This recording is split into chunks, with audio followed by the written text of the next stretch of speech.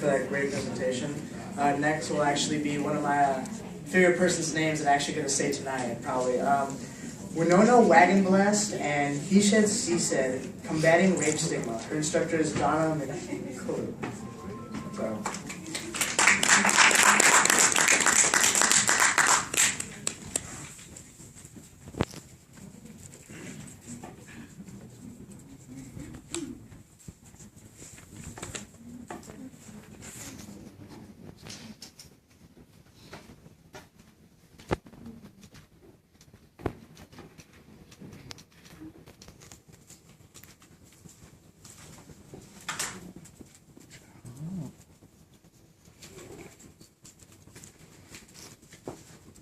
When you see these public figures on the screen, do you think that there could be a commonality between any of them?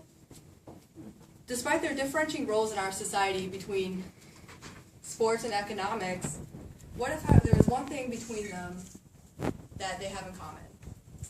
How would you feel if I were to tell you tonight that all these people, the one thing they have in common is that they either were or have accused someone of rape? In our current society, the topic of rape is often ignored or viewed on a lesser scale of importance than it should be. Tonight, I'm going to discuss the problems with using rape stigmas, a solution to rid the problem, and how you, as my audience, can change how us as a society view rape. In 2013, the number of reported cases according to the FBI's yearly crime report totaled to 79,770. According to nsopw.gov, this represents only 16% of all reported cases among adults. However, most rape cases reported are dropped or never fully investigated, most commonly by the victim's decision.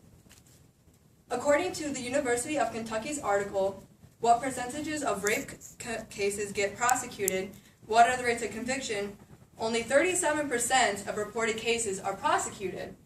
Let me repeat that. Only 37% of reported cases are prosecuted. Out of that 37%, only 18% are convicted, with the final 3.4% allocating conviction to the offender. The article also stated that a woman's decision to seek further legal action can be based upon the detective and law's initial response. The Daily Press published an article titled, "In Newport News and Williamsburg, James City, 5% of reported rapes lead to criminal conviction," that stated, "The societal stigma placed on rape leaves many victims reluctant to testify. They fear they won't be believed on the witness stand by judges and juries. Court delays force them to endure long waits for a hearing, further testing their strength." These societal stigmas of rape play a huge role in whether a victim will report or not. Stigma, as defined by dictionary.com, is a mark of disgrace or infamy, a stain or reproach as on one's reputation. Most popular and commonly used stigmas include, but are not limited to, the victim is lying, the victim somehow wanted it, and the tendency to create an impression of innocence to influence an important opinion in another individual, also known as the halo effect, is applied to the accused. All stigmas are created from an individual perspective, which involves the necessity of a micro and a macro solution to rid society of rape stigmas. On a micro level, we must assess how each of us individually view rape and sexual assault. By continuously playing the blame game, no solution or closure is found or reached, which ultimately causes more mental and emotional turmoil for the victim. On a macro level, we must encourage a culture void of stigmas and not limited to just those of rape. By encouraging a culture void of stigmas, the controversy of this topic in particular will not bring an uncomfortable atmosphere, of which I surely hope that you guys all feel uncomfortable right now. Imagine a philosophical approach to rape that does not create a stigma for a victim. Imagine this situation in particular. A young man or woman experiences the horror of being raped. They advise law enforcement of this act, and without the fear of being criticized, judged, or demoralized. This could be our society today. but you play a part in making this our future approach.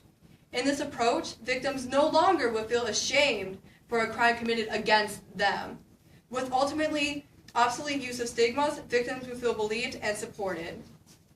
The statistics of rape will show valid results due to victims feeling comfortable enough to speak, and the ultimate decline of rapists entirely. The Washington Post posted an article by David Farenhold titled, "Statistics Show Drop in U.S. Rape Cases," discussing a decline based on only reported crimes. If a stigma-free culture is encouraged, the information provided and sourced in this article may actually be true and realistic due to the decline in sexual assault and victims ultimately feeling empowered to report rape cases against them. So let me ask you this question. How do you play a part in making this happen for our future society? If you are considering extensive paths, allow me to present 3 ways to best better our society. First, I want every individual to self-reflect their views around stigma.